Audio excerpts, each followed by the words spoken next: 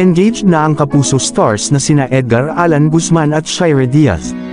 Bukas, February 17, 2024, ay ipagdiriwang nila ang ika-11 taon ng kanilang relasyon.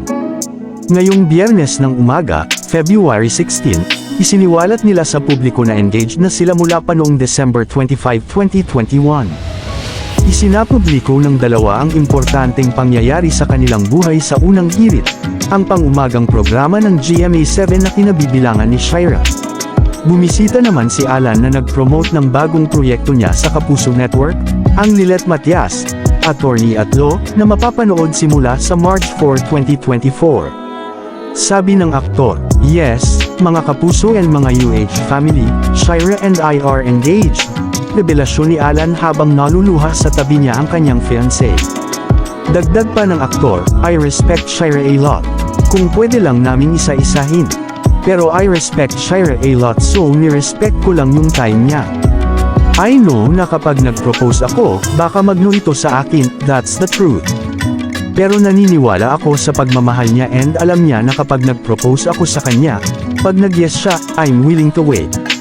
Maghihintay ako sa kanya, sa right time niya, sa gusto niyang goal namin na pupuntahan. I'll wait for her," saad ni Alan. Bakit ngayon ang tamang panahon para aminin sa publiko ang kanilang mahigit sa 2 taong engagement?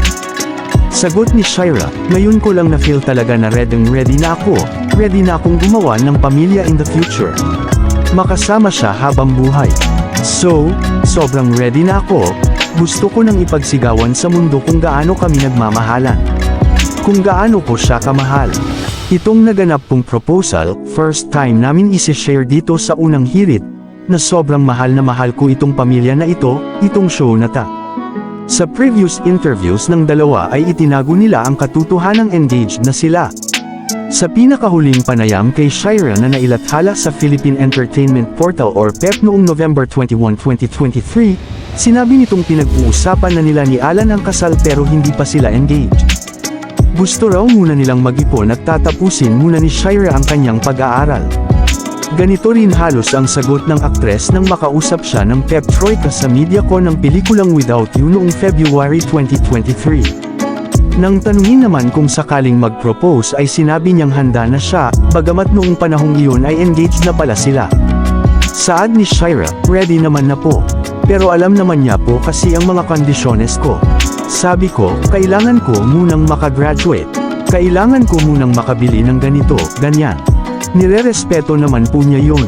So, no rush po kami parehas, lalo na't ang gaganda na ng mga nangyayari sa career niya, hindi siya nawawalan ng trabaho. Ganun din po sa akin. Sana po, habang nandyan, so yun po." Sa exclusive interview ng Pep.ph noong September 2022, tahasan ding sinabi ni Shira na magnono siya kapag nag-propose sa kanya si Alan noong panahong yun. Sabi niya, "Alam ko naman na mag-yes at mag-yes ako sa kanya. Pero alam niya kasi na kung anytime soon like, kunwari ngayong taon na ito, magnono pa ako. Pero sinasabihan ko kasi siya. Sabi ko sa kanya, huwag ka muna mag-propose ha, kasi gusto ko pang mag-graduate, gusto ko pang magkabahay ng sarili ko. Gusto ko may something ako for myself tsaka sa pamilya ko." Sinabi pa ni Shira na matatagalan pa siguro bago siya o kapag nag-propose sa kanya si Alan. Pero ang totoo ay halos 9 na buwan na palang silang engaged noon. Matagal ding inamin nina Alan at Shira sa publiko ang pagkakaroon ng relasyon. Ito ay sa kabila ng matagal ng usap-usapan at marami na ang nakakaalam tungkol sa tunay na estado ng kanilang relasyon. Inamin lamang ito ni Alan noong 2019. Paliwanag ng aktor, "Matanda na po kasi ako eh. Kumbaga, it's time, kasi ang tagal ko ring itinago. Kumbaga, hindi naman niya deserve na itago. Sa ganda niyang iyon, sa galing niya, na I'm proud of her, kasi ang dami niyang achievements ngayon and maraming natutuwa sa kanya.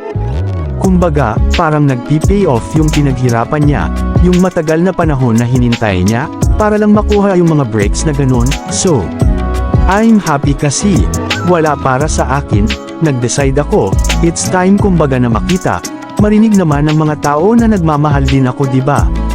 Inamin din ni Alan na para sa kanilang career kaya itinago nila ang kanilang relasyon sa mahabang panahon.